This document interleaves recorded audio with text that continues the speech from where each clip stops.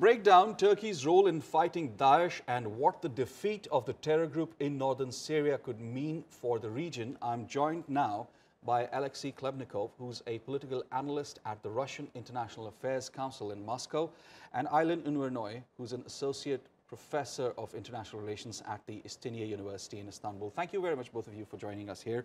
Aylin, how critical has Turkey's role been in the fight against Daesh? It was, of course, one of the major role played by Turkey because, as you know, that most of the foreign terrorist fighters use Turkey as a transit country. So, from this perspective, because of the geographic proximity of Turkey and also its basic main role in preventing the foreign terrorist fighters to enter the Syria and Iraq to join the ISIS forces, made a vulnerable target for terrorist attacks of ISIS.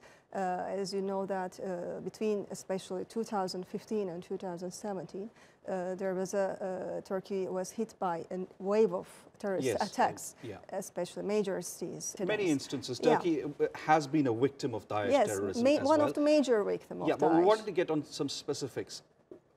Some specific events that took place led to Turkey's involvement as well in the fight against Daesh. What were those steps that Turkey took, tangible steps that Turkey took in the fight against Daesh? Yes, most of the, maybe the one of the most important tangible step taken by Turkey right after Daesh killed the Turkish soldiers. It's opened the Incirlik air base to US-led coalition forces to their fight against Daesh. And so it was one of the major steps because it made easier and effective of the war and the airstrikes against the Daesh targets more efficient and quick for them. So it was a very strategic involvement, to say. Not much could have been achieved without Turkey's involvement in the fight against Previously, Daesh. They were using the other air bases, but not as much. Not was effective as it. Of course, it was a game changer. That much needed edge to in the fight against Daesh. Yeah. Alexey, all indications, at least for now, say that Daesh has lost ground. It's decimated in a way.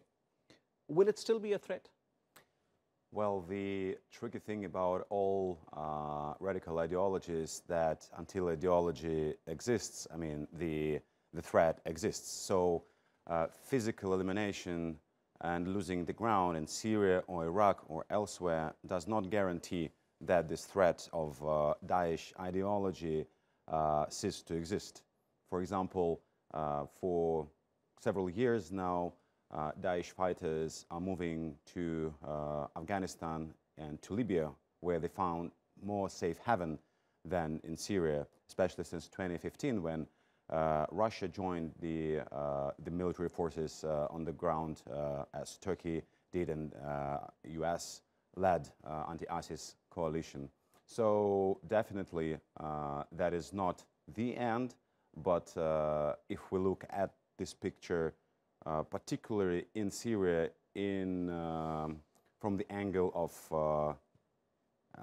whether Daesh project as a state project, it definitely has been defeated, collapsed, and there is not much prospect for that in the future.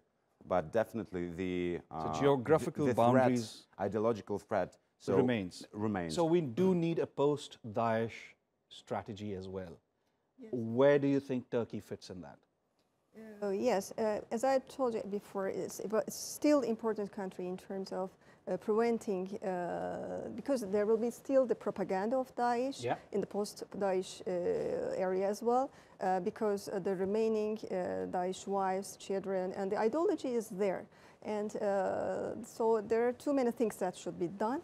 And Turkey is already part of the no-entry list, and it should be, this cooperation should be continued with the other countries because it needed much. And also, of course, not just the no-entry list, but also the financing these kind of terrorist organizations, their links with the other organized crime groups, and also the even the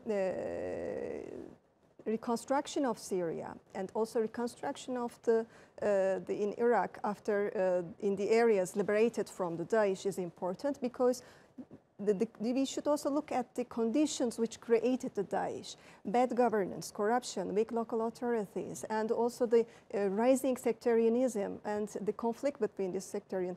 That's where Turkey has a very important role to play. So not just Turkey, in Turkey's role with the other countries as well. So there is a lot of international cooperation needed. But I just talking about cooperation, I want to come to this part of the discussion. You mentioned this in the beginning as well. We need a longer strategy, a long-term strategy.